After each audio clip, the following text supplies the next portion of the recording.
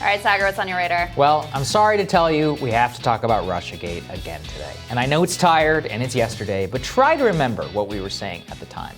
Two things. Number one, Russiagate served to elevate the national security state to a point where the media not only took everything they were saying as fact, but allowed them to dictate what was true and what is false. Worse, Russiagate allowed an entire generation of security state ghouls to become famous, to launder their reputations in the media, and to elevate themselves to the top of American politics.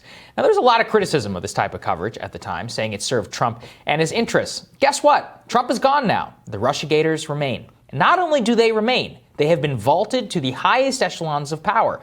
The latest Biden administration appointment drives the Russiagate consequences truly home. When Susan Hennessey announced yesterday, she will serve as head of the National Security Division at the Department of Justice.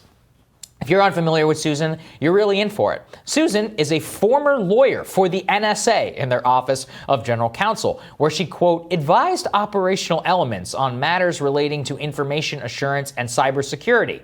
Okay. We represented the agency on cybersecurity legislation and related executive actions. That is code for spying. But what we really know here for her for over the last couple of years is becoming a media darling of the Russiagate community. Susan, along with Benjamin Wittes over at Lawfare blog, turned their Twitter feeds, their media contacts, and their blog into the beating heart of the Russiagate conspiracy, nearly from day one. As friend of the show Glenn Greenwald points out, Susan, a former NSA lawyer, was a big booster of the now entirely debunked Steele dossier. Her and Wittes penned a whole blog post at the time, writing that while, yes, none of the allegations against Trump have been substantiated, like the P-tape, the mere act of briefing Trump on the intelligence gave it tremendous weight. From there, Susan and Wittes spent nearly 3 years serving as a conduit for James Comey to launder his reputation in the press with their famous TikTok tweets, until finally, when the Mueller report was released, you would think that they would all give it up. But no, how foolish of me to think so. Instead of having egg on their face after a couple of years of blisteringly telling us that there was not only collusion but wild plots involving Trump being a KGB spy since 1987, they couldn't accept defeat. Their own hero never delivered. So what did they do? Because the Mueller report was received rightfully as such a dud by the American people, Susan produced an entire podcast called The Report to, quote, put it into context for the American people to understand the most consequential document of our time. It's almost laughable to actually see this stuff more than a year later. Here she was promoting it on CNN. Reading the report is hard. It's long, it's dense factually, and covers an immense amount of ground. It's got a lot of law. Blocks of black redactions make portions nearly unreadable. It's one of the most important and consequential documents of our time, but a lot of people aren't reading it. Members of Congress aren't reading it. Members of the press aren't really reading it. You can forgive the average citizen if they aren't reading it either. This podcast tells the story that Mueller does, but in a format that's a little more manageable. Buried under the legalese is a hell of a story. Part gripping spy thriller, part tale of White House intrigue, part alarm bell for anyone who cares about democracy around the world. Of course, none of that is true. Susan's basically serving as media arm of Adam Schiff's office at the time, who were so desperate to try and get people to care about the Mueller report in any way that they could. But look, this just isn't here to dunk on Susan Hennessey for being a CNN contributor, a former spook who peddled conspiracy theories. It's to show you all what the consequences of elevating people like this to government are. If you're not familiar, the National Security Division of the DOJ is one of the most important parts of the judiciary because given our FISA warrant process and our new domestic terror, a war on domestic terror and more, they are imbued with the authority to spy on you, justify it legally, and prosecute you to the ends of the earth. From a policy perspective, ask yourself, do you want someone who not only falls for and peddles conspiracy theories in that position, but somebody who worked at the NSA? For a small glimpse of what we're all in for, check this out from October 2017, when Hennessey and Wittes launched a major media campaign to lobby against restraining the FISA court's ability to spy on Americans, castigating, quote, panicky civil libertarians. Or when she did, a few months later, she co-authored a piece falsely claiming around FISA that we acknowledge the program has raised hard legal questions as difficult compliance issues primarily involving abouts collection.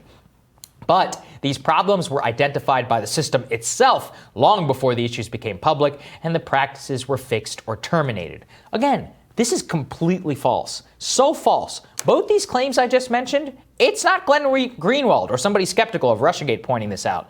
They come from Marcy Wheeler or Empty Wheel on Twitter. She herself is a deranged Russiagate conspiracy theorist. That is the level of insanity that we're dealing with here.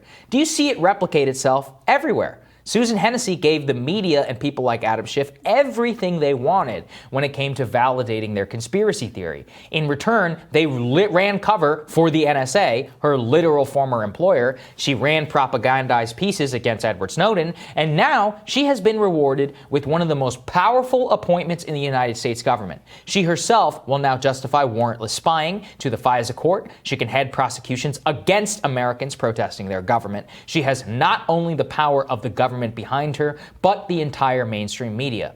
That's not a conspiracy theory like Russiagate. It's a fact, and we're less safe because of it.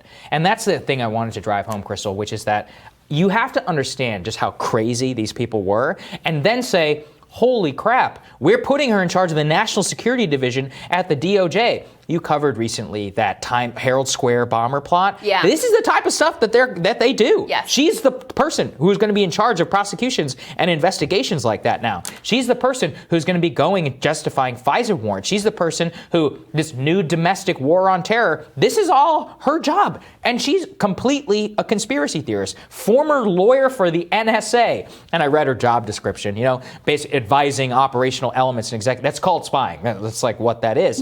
Just led a campaign, and that's the thing.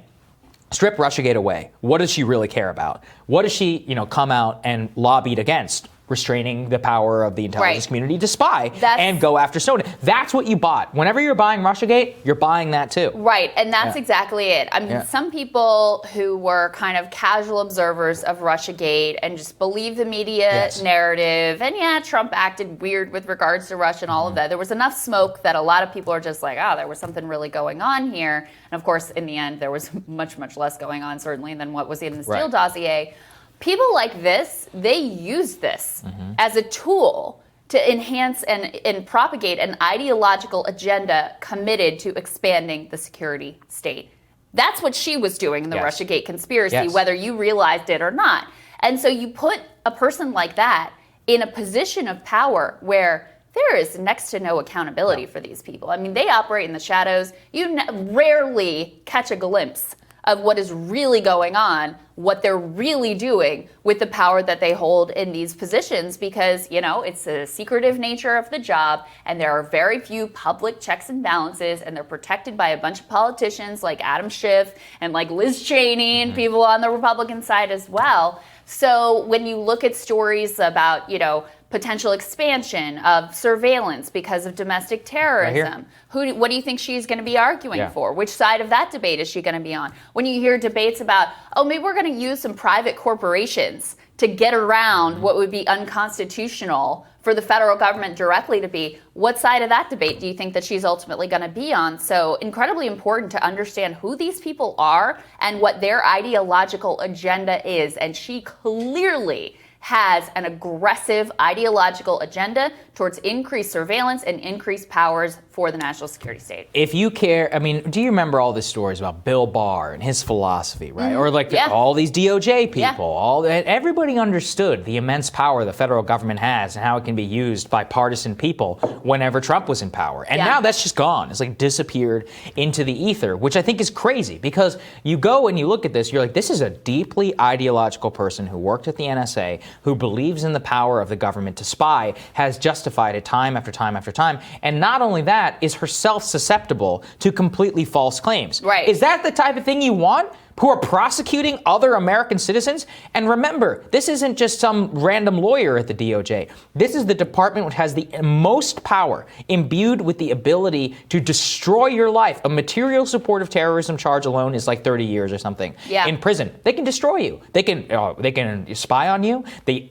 power that they have imbued in the Department of Justice, and the power that they have in order to go after you under the FISA warrant and process. Again, things that she defended, she will now be in charge of. And I think that is, I need to drive that home for everybody. If you didn't like Trump, it doesn't matter. It's like this now has to deal with all of you. And if you're a dissident in any way, you should be very upset about this. Yeah, and then the other piece of this is just that, like, someone who was completely wrong about everyone gets elevated and rewarded. Yeah, that's a whole other story. That's the story of D.C. So, coming up, Jennifer Holdsworth Garp and Rachel Bovard are with us for Team Rising. That's next.